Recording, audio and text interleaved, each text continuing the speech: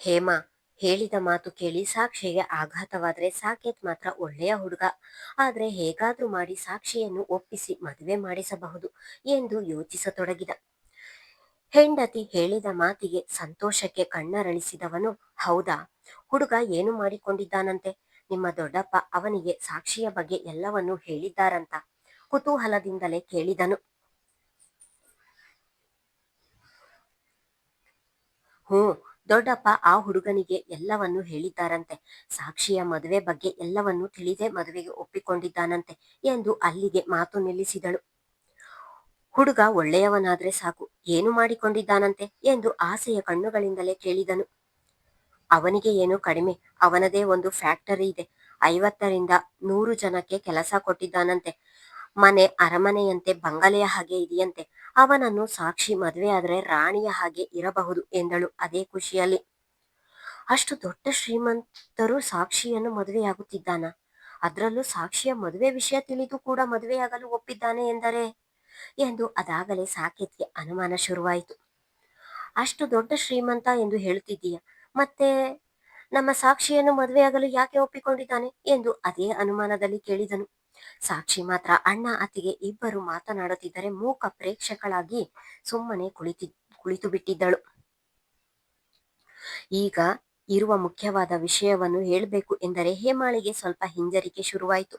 ಆದ್ರೂ ತನ್ನ ಜೋರು ಮಾತಿನಿಂದ ಹೇಗಾದ್ರೂ ಮಾಡಿ ಈ ಮದುವೆಯನ್ನು ಒಪ್ಪಿಸಲೇಬೇಕು, ಇವಳನ್ನು ಮದುವೆ ಮಾಡಿ ಹೇಗಾದ್ರೂ ಮನೆಯಿಂದ ಕಳುಹಿಸಲೇಬೇಕು ಎಂದು ಪಣ ತೊಟ್ಟಿದ್ದಾಳಲ್ಲ. ಹೇಮಾ ಮಾತನಾಡದೆ ಇರುವುದನ್ನು ನೋಡಿ, ನನ್ನಿಂದ ಏನನ್ನೋ ಮುಚ್ಚಿಡ್ತಿದ್ದೀಯಾ ಹೇಮಾ? ಅಂತವನು ನನ್ನ ತಂಗಿಯನ್ನು ಮದುವೆಯಾಗ್ತಾನೆ ಎಂದ್ರೆ ನಂಬಲು ನನ್ನಿಂದ ಆಗ್ತಿಲ್ಲ. ಏನದು, ಸರಿಯಾಗಿ ಹೇಳು ಎಂದು ಗದರಿದಂತೆ ಹೇಳಿದನು. ನಾನು ಏನನ್ನು ಮುಚ್ಚಿಡುತ್ತಿಲ್ಲ, ಸ್ವಲ್ಪ ತಾಳ್ಮೆಯಿಂದ ಇರಿ, ಎಲ್ಲವನ್ನೂ ಹೇಳ್ತೀನಿ. ಆ ಹುಡುಗನಿಗೂ ಕೂಡ ಇದು 2ನೇ ಮದುವೆ ಎಂದಳು.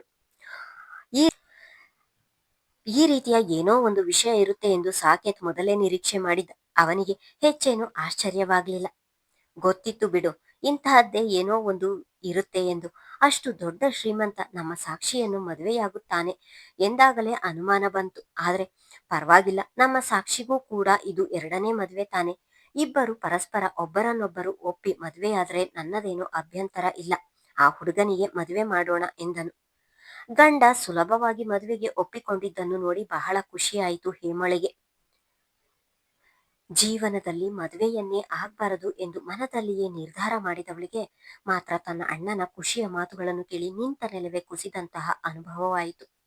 ಮಧ್ಯದಲ್ಲಿ ಬಾಯಿ ಹಾಕಿ ತಾನು ಮದುವೆಯಾಗುವುದಿಲ್ಲ ಎಂದು ಹೇಳಲು ಕೂಡ ಆಗುತ್ತಿಲ್ಲ.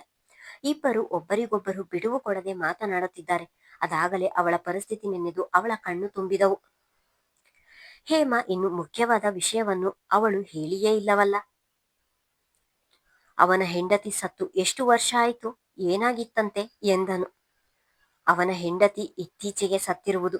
13 ವರ್ಷದ ಮತ್ತೆ 10 ವರ್ಷದ ಇಬ್ಬರು ಮಕ್ಕಳಿದ್ದಾರೆ ಎನ್ನುತ್ತಿದ್ದ ಹಾಗೆ ಸಾಕೇತ್ಗೆ ಸಿಡಿಲೆರಗಿದಂತಾಯಿತು. ಇಷ್ಟರವರೆಗೂ ಖುಷಿಯಾಗಿದ್ದವನು ಈಗ ಹೆಂಡತಿಯ ಮೇಲೆ ಕೋಪಗೊಂಡನು. ವಾಟ್, ಏನು ಹೇಳ್ತಿದೀಯಾ ಎಂದು ಎದ್ದು ನಿಂತನು. ಯಾಕೆ ಹಾಗೆ ಕೂಗ್ತೀರಾ? ಸ್ವಲ್ಪ ಸಮಾಧಾನವಾಗಿ ನಾನು ಹೇಳುವುದನ್ನು ಕೇಳಿ. ಸಾಕ್ಷಿ ಆ ಇಬ್ಬರು ಮಕ್ಕಳನ್ನು ಚೆನ್ನಾಗಿ ನೋಡಿಕೊಂಡರೆ ಸಾಕು. ಇವಳನ್ನು ಅವನು ರಾಣಿಯ ಹಾಗೆ ನೋಡಿಕೊಳ್ಳುತ್ತಾನೆ. ಅವನಿಗಿಂತ ಒಳ್ಳೆಯ ಹುಡುಗ ಬೇಕಾ ಎಂದು ತಾನೂ ಕೂಡ ಧ್ವನಿ ಏರಿಸಿ ಮಾತನಾಡಿದಳು. ಒಡನೆಯೇ ಉಕ್ಕಿ ಬರುತ್ತಿದ್ದ ಕೋಪವನ್ನು ಹತ್ತಿಕ್ಕಲಾಗದೆ ಹೇಮಾಳ ಬಳಿ ಹೋಗಿ ಅವಳಿಗೆ ಹೊಡೆಯಲು ಕೈ ಎತ್ತುತ್ತಿದ್ದ ಹಾಗೆ ಅಲ್ಲಿಯೇ ಇದ್ದ ಸಾಕ್ಷಿ ಒಡನೆ ತನ್ನ ಅಣ್ಣನ ಕೈ ಹಿಡಿದು, ಏನು ಮಾಡ್ತಿದ್ದೀಯಾ ಅಣ್ಣ ಎಂದಳು.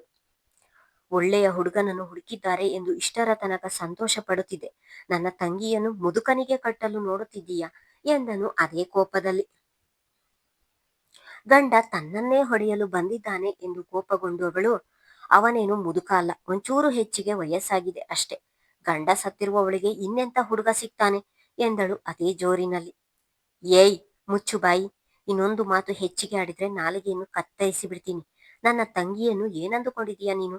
ಅವಳು ಗಂಡ ಇಲ್ಲದ ವಿಧವೆ ಎಂದು ಮುದುಕನಿಗೆ ಕೊಟ್ಟು ಮದುವೆ ಮಾಡಲು ಆಗುವುದಾ? 13 ವರ್ಷದ ಮಗ ಇದ್ದಾನಂತೆ, ಅವನಿಗೆ ನನ್ನ ತಂಗಿಯನ್ನು ಕೊಟ್ಟು ಮದುವೆ ಮಾಡ್ಬೇಕಾ ಎಂದನು ಕೋಪದಲ್ಲಿ.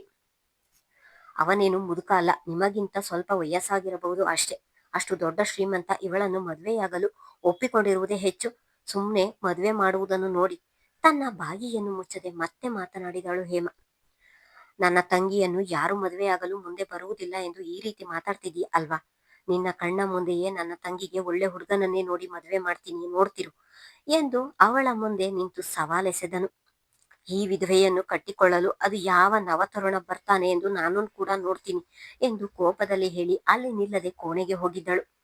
ಅಣ್ಣ ಅತ್ತಿಗೆ ಇಬ್ಬರ ವಾದ ವಿವಾದವನ್ನು ನೋಡುತ್ತಾ ನಿಂತಿದ್ದವಳು ಅಲ್ಲಿ ನಿಲ್ಲಲಾಗದೆ ಅಳುತ್ತಲೇ ಅವಳು ಕೂಡ ಅವಳ ಕೋಣೆಗೆ ಓಡಿ ಬಂದಳು. ಕೋಣೆಗೆ ಬಂದವಳು ಇಷ್ಟರವರೆಗೂ ತಡೆ ಹಿಡಿದಿದ್ದ ದುಃಖವನ್ನೆಲ್ಲ ಈಗ ಹೊರಹಾಕುತ್ತಿದ್ದಳು. ತನ್ನ ಅತ್ತಿಗೆ ಪದೇ ಪದೇ ವಿಧವೆ ಎಂದು ಹೇಳಿದ ಮಾತನ್ನು ಅವಳಿಂದ ಸಹಿಸಲು ಆಗಲಿಲ್ಲ. ಅವಳು ವಿಧವೆ ಎಂದು ಬೇರೆಯವರು ಹೇಳಿ ತಿಳಿದುಕೊಳ್ಳಬೇಕಾಗಿಲ್ಲ, ಅವಳಿಗೆ ಗೊತ್ತು. ಹಾಗಿದ್ದಾಗ ಪದೇ ಪದೇ ಈ ರೀತಿಯ ಅದೇ ಮಾತನಾಡಿ ಅವಳ ಸ್ಥಿತಿಯನ್ನು ಎತ್ತಿ ತೋರಿಸಿದಾಗ ಅವಳಿಗೆ ಇನ್ನೆಷ್ಟು ನೋವಾಗುವುದಿಲ್ಲ. ಈ ವಿಧವೆಯನ್ನು ಮದುವೆಯಾಗಲು ಒಳ್ಳೆಯವರು ಯಾರೂ ಮುಂದೆ ಬರುವುದಿಲ್ಲ, ಮುಂದೆ ಬಂದರೂ ಅದು ಎರಡನೇ ಮದುವೆಯಾಗಿರುತ್ತದೆ ಎಂದು ಅವಳಿಗೂ ಕೂಡ ಗೊತ್ತು. ಬೇರೆಯವರಿಂದ ಮಾತು ಕೇಳುವುದು ಬೇಡ, ಯಾವ ಗೊಡವೆಯೂ ಬೇಡ ಎಂದು ಮದುವೆಯಿಂದ ಹಿಂದೆ ಸರಿದಿದ್ದಾಳೆ ಅವಳು. ದೇವ್ರೆ, ಯಾಕೆ ಹೀಗೆ ನನಗೆ ಹೆಜ್ಜೆ ಹೆಜ್ಜೆಗೂ ನೋವು ನೀಡ್ತಿದೀಯ? ಯಾವ ಬದುಕನ್ನು ನಾನು ಕೇಳಿ ಪಡೆಯಲಿಲ್ಲ, ನೀನು ಕೊಟ್ಟ ಬದುಕನ್ನು ಸ್ವೀಕರಿಸಿ ಬದುಕುತ್ತಿದ್ದೀನಿ. ನನಗೂ ಒಂದು ಮನಸ್ಸಿದೆ ಎನ್ನುವುದು ಯಾಕೆ ನಿನಗೆ ಅರ್ಥ ಆಗ್ತಿಲ್ಲ? ಪದೇ ಪದೇ ನೋವಿನ ಮೇಲೆ ನೋವು ಬಿದ್ರೆ ಅದನ್ನು ನಾನು ಹೇಗೆ ಸಹಿಸಲಿ? ಎಲ್ಲ ಬಿಟ್ಟು ಎಲ್ಲಾದರೂ ಹೋಗಿ ಮಾತುಗಳಿಂದ ದೂರವಿದ್ದು ಹೇಗೋ ಒಂಟಿಯಾಗಿ ಬದುಕೋಣ ಎಂದರೆ ಅಣ್ಣ ಅದಕ್ಕೂ ಕೂಡ ಆಸ್ಪದ ಕೊಡುತ್ತಿಲ್ಲ. ನನ್ನ ಬದುಕಲ್ಲಿ ಇದೇನಾಗುತ್ತಿದೆ? ಯಾಕೆ ಹೀಗೆ ನನ್ನೊಬ್ಬಳಿಗೆ ನೋವಿನ ಮೇಲೆ ನೋವು ಕೊಡ್ತಿದ್ದೀಯ? ಇಲ್ಲ, ನನ್ನಿಂದ ಇನ್ನು ಸಹಿಸಲು ಸಾಧ್ಯವಿಲ್ಲ. ಇನ್ನು ಮುಂದೆಯಾದರೂ ನನ್ನ ಪಾಡಿಗೆ ನನ್ನನ್ನು ಬಿಟ್ಟು ಬಿಡು ಎಂದು ಕಾಣದ ದೇವರನ್ನು ಬೇಡಿಕೊಳ್ಳುತ್ತಿದ್ದಳು. ಅಲ್ಲಿ ಸರಿಯಾಗಿ ಊಟ ಮಾಡದೆ ಇದ್ದಿದ್ದರಿಂದ ಈಗ ಅವಳನ್ನು ಹಸಿವು ಬಾಧಿಸತೊಡಗಿತು. ಅದೇ ಹಸಿವಿಗೆ ನಿಧಾನವಾಗಿ ಸುಸ್ತು ಅವಳನ್ನು ಆವರಿಸಿತು. ಆದರೂ ಕೂಡ ಊಟ ಮಾಡುವ ಮನಸ್ಸಾಗದೆ ದಿಂಬಿಗೆ ತಲೆ ಇರಿಸಿ ಹಾಗೆ ಕಣ್ಣು ಮುಚ್ಚಿದಳು. ಅವನಿಗೆ ಮಾತ್ರ ಎರಡನೇ ಮದುವೆಯಂತೆ, ವಯಸ್ಸಾಗಿದೆಯಂತೆ. ಇವರ ತಂಗಿಯನ್ನು ನಿನ್ನೆ ಮೈನೆರೆದು ಇವತ್ತು ಮದುವೆಯಾಗುತ್ತಿದ್ದಾಳೆ ಎನ್ನುವ ಹಾಗೆ ಮಾತಾಡ್ತಿದ್ದಾರೆ. ಇವಳಿಗೂ ಕೂಡ ಸರಿಯಾದ ವಯಸ್ಸಿಗೆ ಮದುವೆ ಮಾಡಿದ್ದರೆ ಇವಳಿಗೂ 7-8 ವರ್ಷದ ಮಗು ಇರುತ್ತಿತ್ತು. ಲೇಟಾಗಿ ಮದುವೆ ಮಾಡಿ ತನ್ನ ತಂಗಿಗೆ ವಯಸ್ಸೇ ಆಗಿಲ್ಲ ಎನ್ನುವಂತೆ ಆಡ್ತಾರೆ. ವಯಸ್ಸಾದ್ರೆ ಏನು, ಅವನು ಇವಳನ್ನು ಚೆನ್ನಾಗಿ ನೋಡಿಕೊಂಡರೆ ಸಾಕಲ್ವಾ? ಇವಳಿಗೆ ಇನ್ನೇನು ಬೇಕು? ಚಿಗರು ಮೀಸೆ ಹುಡುಗನನ್ನು ತಂದು ಮದುವೆ ಮಾಡ್ತಾರಂತೆ, ಅದು ಹೇಗೆ ಮಾಡ್ತಾರೆ ನಾನು ನೋಡ್ತೀನಿ ಎಂದು ಕೋಪದಲ್ಲಿ ಹೇಳುತ್ತಿದ್ದವಳು ಅದೇ ಕೋಪದಲ್ಲಿ ಕೈಯಲ್ಲಿ ಹಿಡಿದಿದ್ದ ಅವಳ ಸೆರಗನ್ನು ಕುಳಿತಲ್ಲಿಯೇ ಚೂರು ಮಾಡಿ ಹಾಕುತ್ತಿದ್ದಳು. ಇತ್ತ ಕೋಪದಲ್ಲಿ ಮನೆಯಿಂದ ಹೊರಗೆ ಬಂದ ಸಾಕೇತ್ ತನ್ನ ಹೆಂಡತಿ ಆಡಿದ ಮಾತಿಗಾದರೂ ತನ್ನ ತಂಗಿಗೆ ಒಳ್ಳೆಯ ಹುಡುಗನನ್ನು ನೋಡಿ ಮದುವೆ ಮಾಡಲೇಬೇಕು ಎಂದು ಪಣ ತೊಟ್ಟನು. ತನಗೆ ಗೊತ್ತಿರುವ ಬ್ರೋಕರ್ಗೆ ಕರೆ ಮಾಡಿ, ನೀವು ಏನು ಮಾಡ್ತೀರೋ ನನಗೆ ಗೊತ್ತಿಲ್ಲ, ವರದಕ್ಷಿಣೆ ಎಷ್ಟೇ ಆದ್ರೂ ಕೊಡ್ತೀನಿ, ಆದ್ರೆ ನನ್ನ ತಂಗಿಗೆ ಒಳ್ಳೆಯ ಹುಡುಗ ಬೇಕು. ಎರಡನೇ ಮದುವೆ ಆದ್ರೂ ಪರವಾಗಿಲ್ಲ, ಹೆಚ್ಚಿಗೆ ವಯಸ್ಸಾಗಿರಬಾರ್ದು. ಅಂತಹ ಹುಡುಗನನ್ನು ನೀವು ನನಗೆ ಹುಡುಕಿ ಕೊಟ್ಟರೆ ನಿಮಗೆ ಬರುವ ಕಮಿಷನ್ನಲ್ಲಿ 2 ಪಟ್ಟು ಕಮಿಷನ್ ನಾನು ಕೊಡ್ತೀನಿ. 6 ತಿಂಗಳಲ್ಲಿ ಒಳ್ಳೆಯ ಹುಡುಗನನ್ನು ನೀವು ಹುಡುಕಿ ಕೊಡ್ಬೇಕು ಎಂದು ಹೇಳಿ ಕರೆ ತುಂಡರಿಸಿದ್ದನು. ದೀಪ ಶಾಲೆಯಿಂದ ಬಂದರೂ ಕೂಡ ಮಗುವಿಗೆ ಹೊಟ್ಟೆಗೆ ಕೊಡಲು ಹೇಮ ಎದ್ದು ಬರಲೇ ಇಲ್ಲ.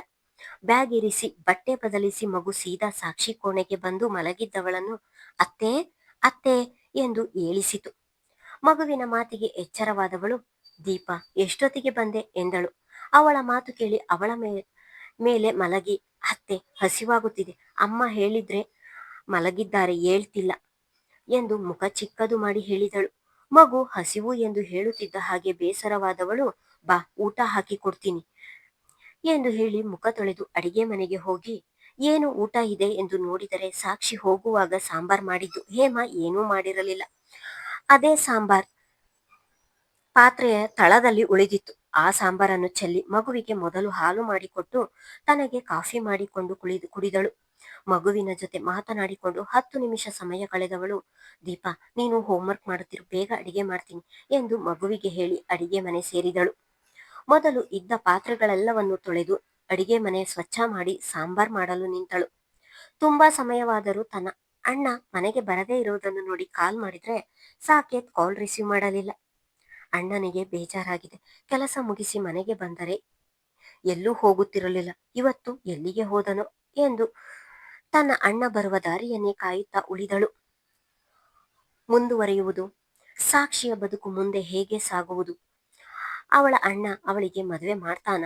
ಅನುರಾಗ್ ತನ್ನ ಪ್ರೀತಿಯನ್ನು ಯಾವಾಗ ಸಾಕ್ಷಿಗೆ ಹೇಳ್ತಾನೆ? ಮುಂದಿನ ಸಂಚಿಕೆಗಳಲ್ಲಿ ನಿರೀಕ್ಷಿಸಿ. ಧನ್ಯವಾದಗಳು.